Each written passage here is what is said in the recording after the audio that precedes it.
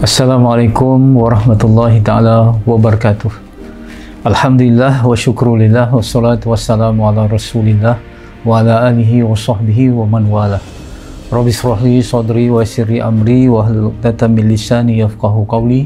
Subhanaka la ilma lana illa ma 'allamtana innaka antal alimul hakim. La haula wala quwata illa billahil aliyil azim. Saudara-saudari, tuan-tuan dan puan-puan yang dihormati sekalian, alhamdulillah, syukur kepada Allah Subhanahu Wa Taala kerana kita dapat meneruskan segmen-segmen yang kita telah kongsikan daripada siri awal lagi, insya-Allah, dalam perjalanan kita menuju Allah Subhanahu Wa Taala. Inna lillahi wa inna ilaihi raji'un. Kita ini milik ataupun daripada Allah, kita akan kembali kepada Allah. Maka kita terdampar ke dunia ini, dan hakikatnya kehidupan kita di dunia ini adalah satu kehidupan yang diuji, dan kita adalah menjalani hidup di dunia ini sebagai seorang musafir. Jadi boleh juga dikatakan dunia ini adalah tempat permusafiran, yang mana pernah Rasulullah SAW gambarkan, apabila seorang pengembara itu berjalan di tengah panas, kemudian dia singgah di satu pohon untuk mengambil teduh, kemudian dia meneruskan perjuangan ataupun perjalanannya. Maka kata Rasulullah, kita singgah di dunia ini umpama kita singgah di bawah pohon itu. Jadi dalam perjalanan yang begitu mencabar, yang penuh dengan ujian ini, kita perlukan bekalan. Seperti mana kita selalu katakan, bila kita bermusafir, kita perlu bekalan. Bekalan makanan, bekalan wang dan sebagainya. Tetapi dalam pemusafiran kita di dunia ini, kita perlukan bekalan juga. Dan bekalan yang terbaik yang mana Allah Subhanahu Wa Taala tegaskan di dalam Al-Quran ialah fatazawwadu fa inna khairaz zadi taqwa. Hendaklah kamu berbekal, dan sebaik-baik bekalan ialah takwa. Apa itu takwa? Takwa itu waqa atau wiqayah, daripada dua perkataan, artinya berhati-hati dan berjaga-jaga ataupun mencegah. Artinya orang yang bertakwa ialah orang yang sangat berhati-hati, sentiasa berjaga-jaga dan sentiasa mencegah dirinya agar apa saja yang dibuat dalam hidupnya mematuhi apa yang diperintahkan oleh Allah, melaksanakan apa yang diperintahkan Allah, dan meninggalkan apa yang dilarang oleh Allah Subhanahu Wa Taala. Jadi orang yang bertakwa sangat berhati-hati dalam menjaga hukum hakam Allah, dalam menjaga peraturan Allah di dunia ini. Dan dalam banyak-banyak perintah Allah yang sangat perlu kita jaga selepas iman ialah solat. Solat ialah kepada segala ibadah. Artinya kalau seorang itu hendak mempersiapkan bekalannya dalam permusafiran, maka bekalannya yang sebaik-baiknya ialah takwa, dan takwa itu dilihat pada perkara yang paling utama, iaitu solat. Jadi solat ini adalah sebagai bekalan untuk kita bermusafir. Kalau kita berhadapan dengan keadaan yang penat, kalau kita berhadapan dengan keadaan yang mana sangat kita diuji, maka solat adalah tempat kita bergantung. Solat adalah silah ataupun solat adalah hubungan kita dengan Allah Subhanahu Wa Taala. Baik, saya ingin tanyakan, antara dalam seluruh anggota badan kita, yang mana yang paling penat dalam menghadapi ujian hidup ini? Yang mana yang paling penat? Ada orang katakan kaki, tangan, mata, telinga ataupun mata. Sebab itu orang selalu memberi kerehatan kepada mata, memberi kerehatan kepada telinga, memberi kerehatan kepada tangan dan kaki. Sebab itu orang pergi spa, orang pergi urut dan sebagainya. Tetapi yang paling penat sebenarnya di dalam diri kita ialah hati kita. Hati yang paling penat. Kerana apabila ujian-ujian hidup datang, maka hatilah yang akan menerimanya, hatilah yang akan merasainya. Yang rasa sedih, hati. Yang rasa sakit, hati. Yang rasa takut, hati. Yang rasa gelisah dan resah adalah hati. Jadi hati ini bukan sahaja merujuk kepada hati ataupun jantung yang sentiasa bekerja mengepam oksigen. Jadi kalau kita tengok dari segi lahiriah pun, hati yang lahiriah yang dilihat dari bagi aspek biologi itu pun tidak pernah rehat. Kita tidur, jantung terus bekerja. Tetapi hati yang lebih penat, yang lebih perlukan kerehatan ialah yang dikatakan hati yang maknawi, hati yang merasai itu Jadi yang merasa perasaan-perasaan kita itu. Maka subhanallah, bagaimana kita nak rehatkan hati kita? Kita hanya beri rehat pada tangan, hanya beri rehat pada kaki, pada anggota lain, tetapi kadang-kadang kita terlupa satu perkara yang perlu kita rehatkan, satu unsur yang perlu kita rehatkan ialah hati. Baik, tetapi kadang-kadang kita nak bagi kerehatan hati kita tetapi dengan cara yang salah. Kita dengar lagu-lagu, kita tengok filem, kita tengok aktiviti sukan dan sebagainya. Subhanallah, kalau kita memilih itu untuk merehatkan hati, sebenarnya itu bukan cara merehatkan hati yang sebenar. Hiburan-hiburan adalah suatu yang hanya melekakan dan melalaikan ataupun melalikan buat sementara. Kita bukan anti hiburan, hiburan perlu. Cuma keperluan hiburan kepada dalam diri kita umpama garam pada masakan perlu, tetapi sedikit. Tetapi yang memberi rehat kepada hati ialah mengikut apa yang telah ditunjukkan oleh Rasulullah sallallahu alaihi wasallam.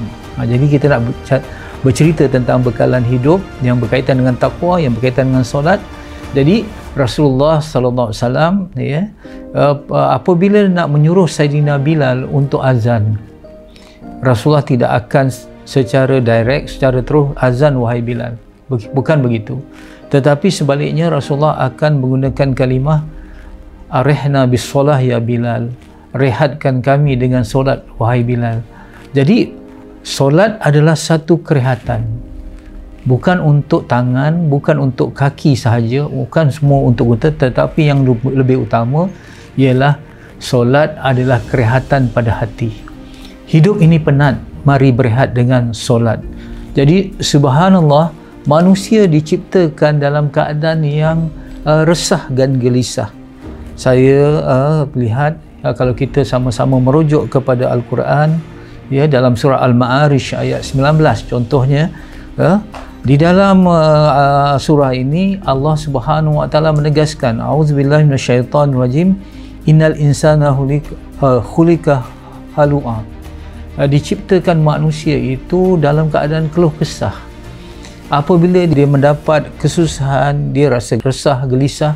Tetapi apabila dia dapat nikmat, dia bakhil, kedekut. Kecuali illa musallin, kecuali orang yang solat, alladzina hum ala solatihim daimun, kecuali orang-orang yang solat dan orang-orang yang istiqamah, konsisten melaksanakannya. Jadi insya-Allah kalau kita lihat solat adalah zikrullah yang paling besar. Dalam surah Taha Allah Subhanahu wa taala menegaskan wa aqimus solata lizikri, dan dirikanlah solat untuk mengingatiku. Jadi solat adalah zikir yang paling afdal, yang paling akbar. Jadi bila kita kata solat ini satu zikir, maka di sana ada dalam surah Ar-Ra'd Allah menegaskan dalam surah Ar-Ra'd ayat 28 seingat saya, Allah Subhanahu wa taala menegaskan walladzina amanu wa tatma'innul qulubuhum bi dzikrillah ala bi dzikrillah tatma'innul qulub. Dan orang-orang beriman itu tenang hatinya dengan mengingati Allah. Ketahuilah dengan mengingati Allah hati akan menjadi tenang. Jadi kalaulah zikrullah itu yang paling besar ialah solat, dengan solat hati akan tenang, dengan solat hati akan lapang, dengan solat hati akan berehat.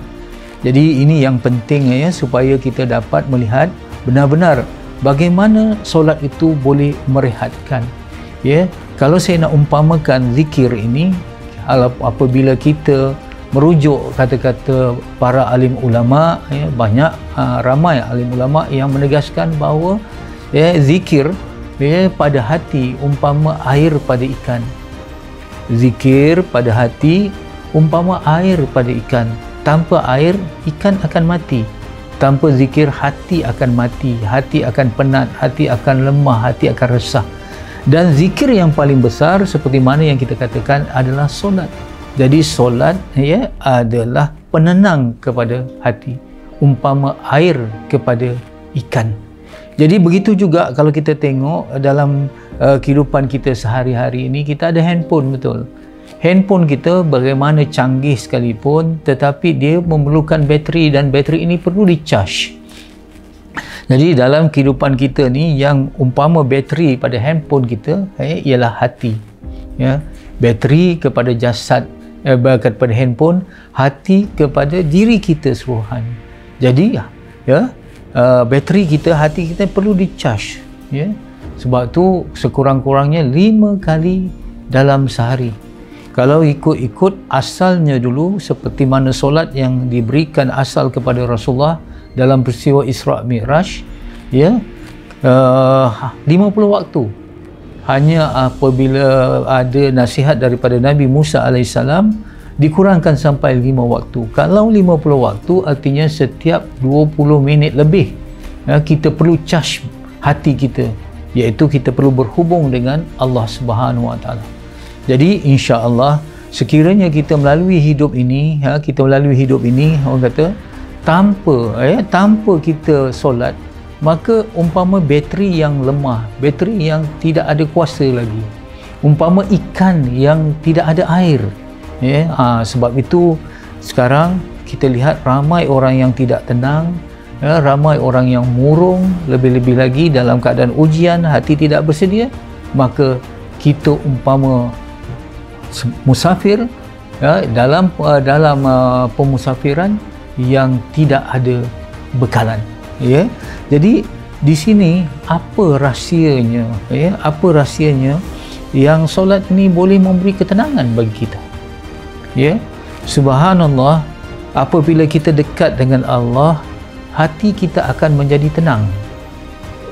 Sebab itu kalau sampai dikatakan, kalau kita bukan sahaja dekat dengan Allah, hati dengan kita akan tenang, dekat dengan orang yang dekat dengan Allah pun akan tenang. Itu dekat dengan para alim ulama, guru-guru kita, dekat dengan orang yang dekat dengan Allah. Begitu juga dekat dengan perkara ataupun benda yang dekat dengan Allah, dekat dengan Al-Quran, kalamullah, kita akan tenang. Dekat dengan masjid, rumah Allah, kita akan tenang. Ya, dekat dengan Baitullah, rumah Allah, maka hati kita akan tenang. Ya, jadi subhanallah, apabila kita mendekati Allah dan cara kita berhubung silah, ya, iaitu berhubung dengan Allah dalam solat, kita lihat saat yang paling hampir antara seorang hamba dengan Tuhannya ialah ketika sujud. Sebab tu dikatakan wasjud waqtarib. Wasjud waqtarib artinya sujud dan mendekatlah. Jadi waktu kita sujud ialah saat paling hampir kita dengan Allah. Ya, ketika kita mengaku kelemahan kita, mengaku kehinaan kita, ya, kekurangan kita di hadapan dengan Allah. Kita letakkan dahi kita yang paling kita muliakan ke tempat pijak kaki, tempat yang paling hina. Waktu sujud kita meluntur dan meleburkan ego kita. Pada waktu itulah kata sabda Rasulullah sallallahu alaihi wasallam, saat yang paling hampir ketika kita sujud, iaitu hampir dengan Allah, maka perbanyakkanlah doa. Ya, subhanallah, doa bukan memberitahu Allah apa yang kita inginkan, sebab Allah Maha mengetahui. Sebelum kita luahkan pun Allah sudah tahu lintasan hati kita, segala-galanya Allah tahu. Tetapi kenapa kita dalam doa kita juga merintih, meminta, merayu kepada Allah? Kerana itulah membuktikan sifat kehambahan kita kepada Allah. Ketika itulah kita melepaskan segala urusan kita kepada Allah. Ya, yang dikatakan kalau kita dalam hidup kita ni, ya, jangan kita berpegang dan bergantung kepada diri kita walaupun sekelip mata. Jadi dalam sujudlah kita menyerahkan segala-galanya pada Allah. Sebab itu dikatakan, apa yang dikatakan, ya, di dalam sujud ini, apabila kita sujud, artinya waktu itu kita melepaskan, let go, let God. Let go artinya melepaskan, let God artinya serahkan kepada Allah dengan tawakal dan sebagainya. Kalau dalam kehidupan biasa, kalau kita terpegang benda panas, katalah pen di tangan saya ini panas, saya pegang, bila rasa panas je, automatik saya akan lepas. Saya tanpa berfikir, saya akan lepaskan. Tetapi hati kita dengan masalah bukan macam tangan dengan benda yang panas. Kalau tangan dengan benda yang panas dia akan lepaskan, tetapi hati kita dengan masalah, bila ada masalah kita ingin menggenggamnya, kita ingin mencengkamnya. Jadi bayangkan kalau tangan yang memegang benda yang panas akan terbakar, hati yang memegang mencengkam masalah tidak akan tenang. Belajarlah melepaskan, dan cara kita melepaskan ialah dengan solat. Solat artinya pada waktu kita solat, kita letakkan fikiran kita ke bawah. Fikir kita tundukkan pada zikir. Dalam hidup kita ini, jangan hanya kita bergantung kepada fikir, tetapi hendaklah kita zikir. Dah kita fikirkan masalah kita, dah kita pegang secara solutionnya ataupun cara penyelesaiannya, dah tengok buat SWOT analisis dan sebagainya, tetapi jangan lupa setelah kita ikat unta dan bertawakallah. Artinya ikat unta itu umpama berfikir, kemudian bertawakal itu ialah zikir, dan zikir yang paling besar ialah dalam solat. Subhanallah, dalam solat kita berhubung dengan Allah. Saya sudah katakan, apabila manusia ini dalam keadaan hulikal insana halu'a tadi, hulikal insana dha'ifah tadi, manusia ini diciptakan dalam keadaan lemah, dalam keadaan keluh kesah dan sebagainya, maka apabila manusia yang lemah ini berhubung dengan Allah, yang kata silah tu dengan Allah, solat dengan Allah, kepada Allah, maka waktu itu yang lemah berhubung dengan yang maha perkasa, dia akan didapat kekuatan. Yang miskin apabila berhubung dengan Allah yang maha kaya, akan ada kekayaan. Yang hina apabila berhubung dengan Allah yang maha mulia, akan ada kemuliaan. Subhanallah. Sebab itu solat kita ni adalah senjata, senjata yang paling utama, bekalan yang paling utama. Saya ada pengalaman sedikit apabila kita berdepan dengan dulu saya ada pergi ke Jepun. Orang-orang Jepun bertanya kepada pelajar Malaysia, mengapa orang Islam ni banyak buang masa dalam solat. Sekejap-kejap solat bagi mereka lah, mereka nampak itu. Sekejap waktu zuhur solat, waktu asar solat lagi, waktu maghrib solat lagi. Dia macam buang masa.